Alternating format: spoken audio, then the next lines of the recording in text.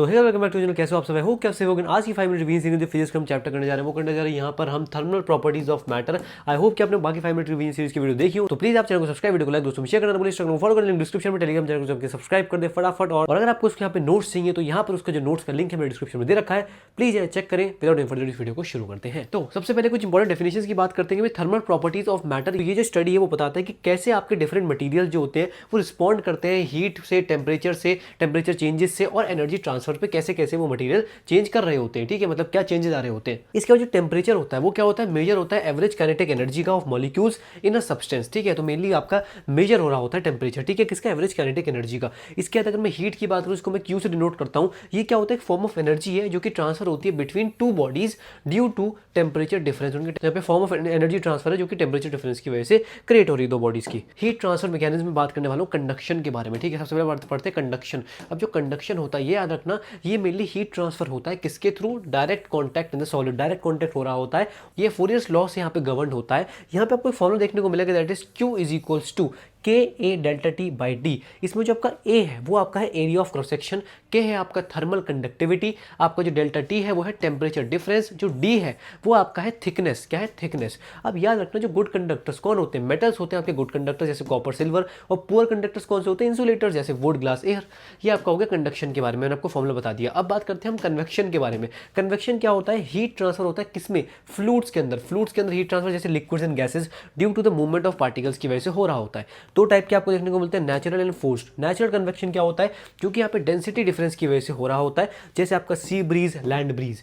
दूसरा forced convection क्या होता है? जो कि एक्सटर्नल फोर्सेस की वजह से हो रहा होता है, जैसे आपके फैन एंड पंप। ठीक है, अब हीट ट्रांसफर मैकेनिज्म में तीसरा जो चीज है वो है आपका रेडिएशन। रेडिएशन क्या होता है? हीट ट्रांसफर हो रहा होता है किसके थ्रू? इलेक्ट्रोमैग्नेटिक वेव्स के थ्रू, विदाउट एनी मीडियम। तो कोई मीडियम का यूज नहीं हो रहा होता है। इसमें आपकी कौन सी आपको देखने को मिलेगी? Law, Stefan Boltzmann law. इसके अकॉर्डिंग क्या कहता है? P is equals to Stefan constant 8 T to the power 4। Stefan constant की वैल्यू है 5.67 × 10 to power -8।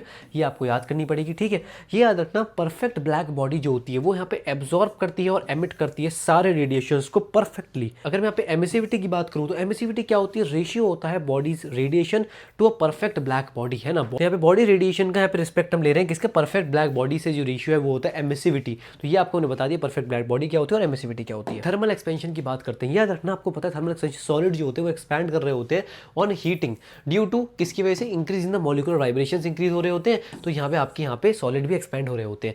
Type of expansion की बात करते हैं, सबसे पहले आता है आपका लीनियर एक्सपेंशन।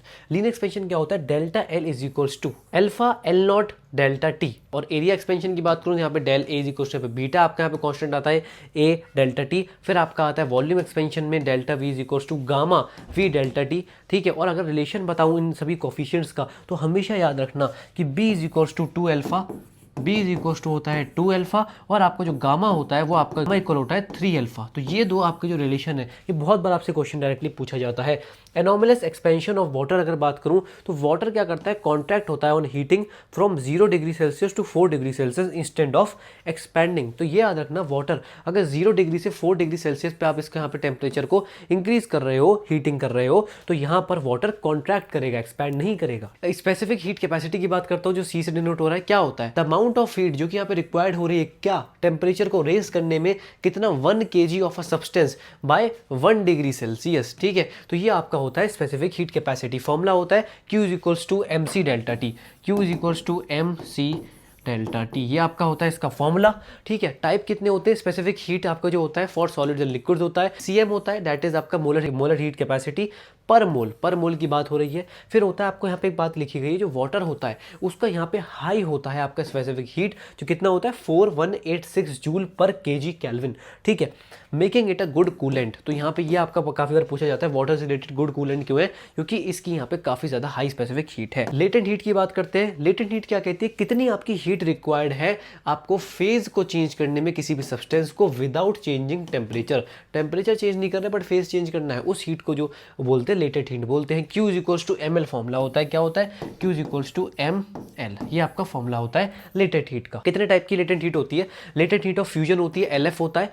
कितनी हीट रिक्वायर्ड है कन्वर्ट करने किसका? सॉलिड से लिक्विड को कन्वर्ट करना है, कितनी हीट रिक्वायर्ड है? LF से डिनोट करोगे।